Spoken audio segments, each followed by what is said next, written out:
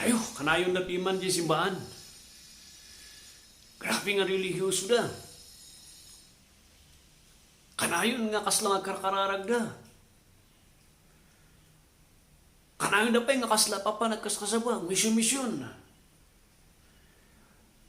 Ayo, dahil taati biyag. Siguro isura iti prioridad nga mapangilangit.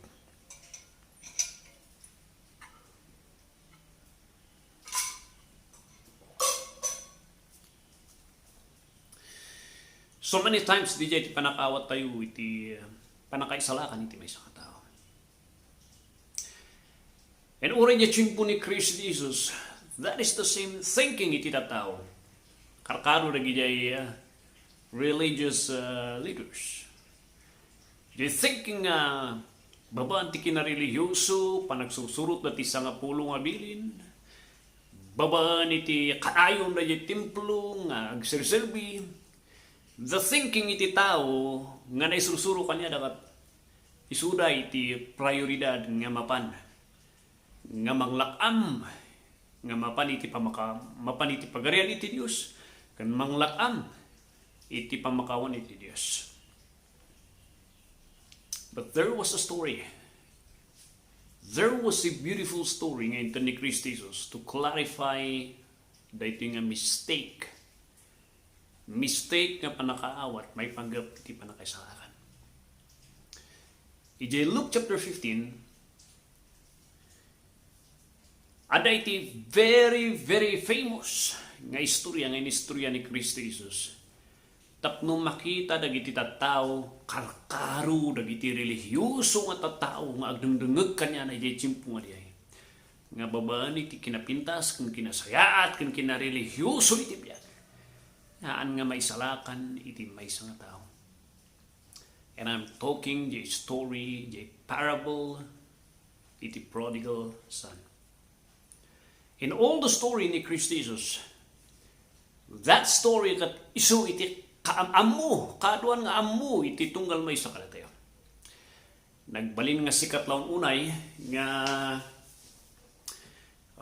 halos na ikan iti kanta ni Madam Lourdes and kada tayo kat kantaan tayo di jay prodigal son nga di jay and napintas ti istorya na di jay. Nobody would argue the beauty the istorya ni Christ Jesus nga jay the parable of the lost son. But in the study and iti panakaadlaw to the parable iti lost son, it seems kagudwalang ti amutay nga istorya.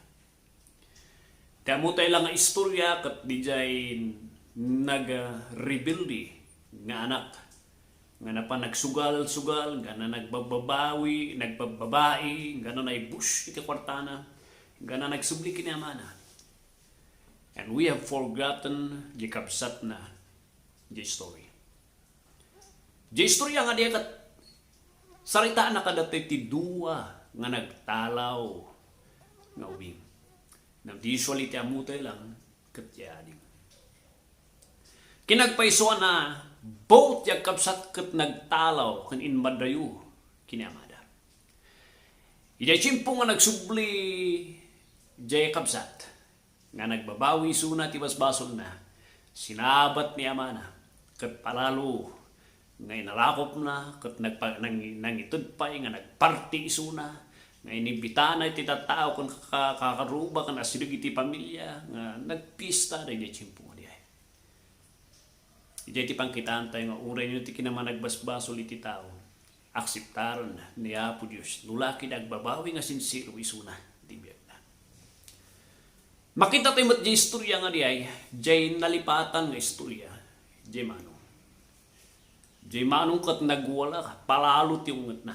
Kuna na di manong, hindi napansin ni amana nga niya, pingay hanggang umunag. Tayo balay, tayo nagtibalay makipagragsak ka, tani, ada ni kapsat mo. Kat kuna dito yung kapsat, anyamutan na ama. Apay nga kasta.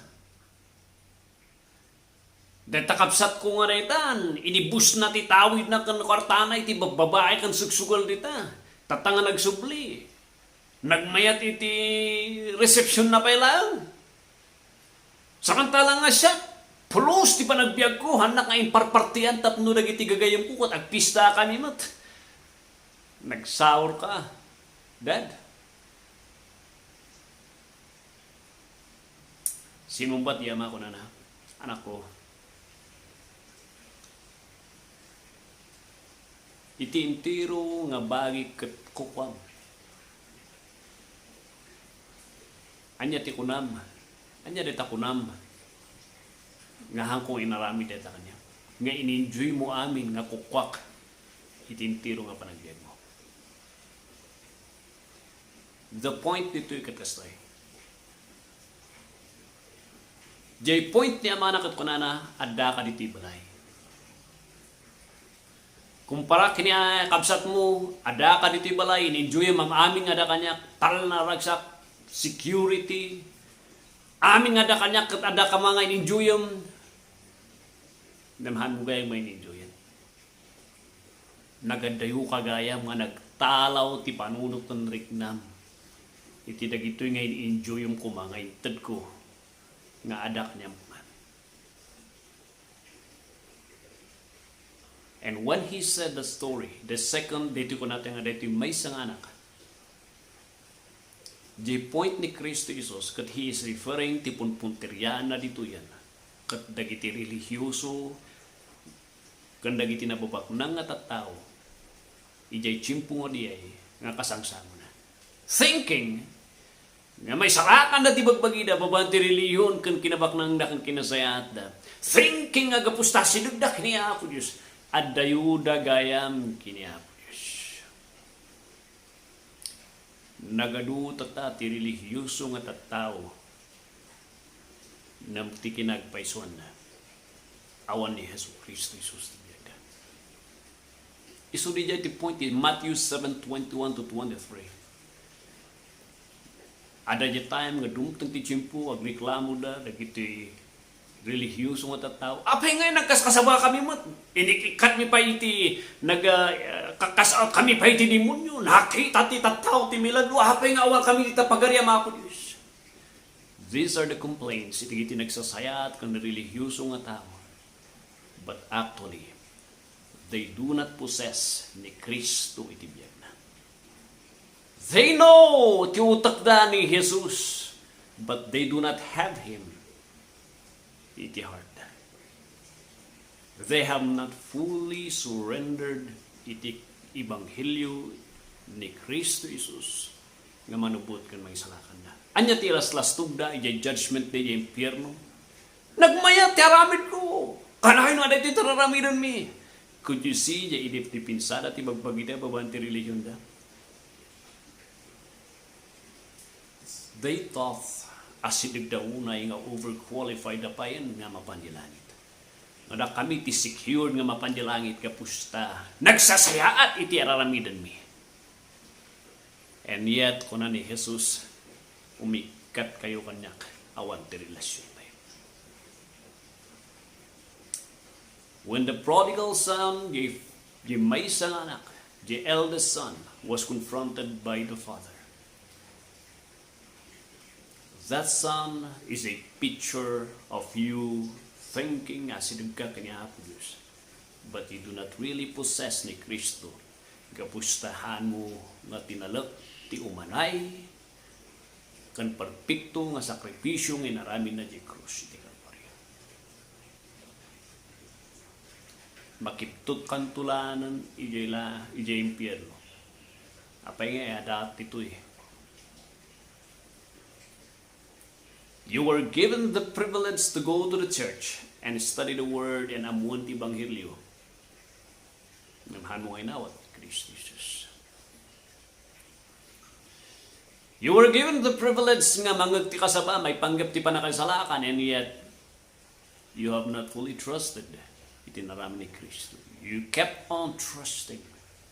Asidug ka, dagay banag nga mangyasidug ka niyang ni Kristo, di Ebanghelyo ni Kristo. Asidig ka. Namingga na lang asidig ka. You have not fully trusted ni Kristo.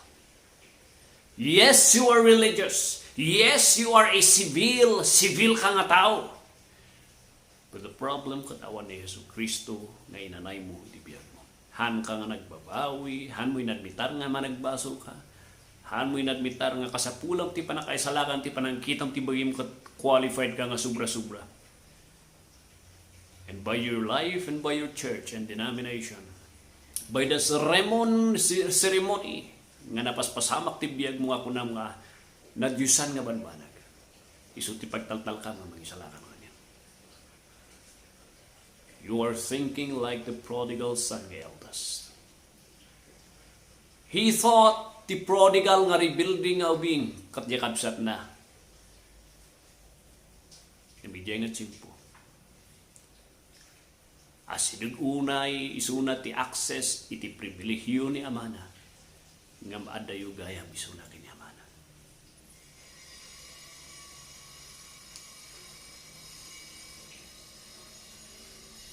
I hope and I pray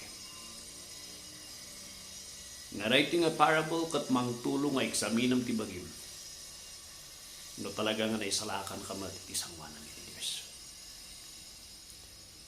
Mabalingag basbasa ka ti Biblia, kunang magkarkarara kay naldaw, namhaan mo gayam ngay naramid, nga tinalat ni Kristo Jesus. No, ada ti first nga kararag nga akseptarin kandangan niya po Diyos, katanga di kararag mo ti panangan. Ti kararag nga rurayan niya po Diyos, di kararag nga express mo ti panagbabawi mo kan pamati mo ni Kristo Jesus ti magsalakan. Nagtao di ti puso mo, ibagam tingiwat mo, kapya ito rin. Are you a religious man? Are you a civil man, a very helpful man? Hangay so dinamdamagan. Dahil istorya nga rin. Istorya nga rin ko na in spite na kita nga pribilehyo nga ada kanya, have you fully trusted ni Kristo? Taiso na lang ti mangyasilig kanyang kinihapo Diyos. Sapay kuma, taiksaminam ti pamati. Kumtalkam, admitaram nga nagbasol ka nga ni Kristo Jesus lang ti mangisalakan kanya. Because that is the only way na may subli ka, na may urnos ti relasyon mo.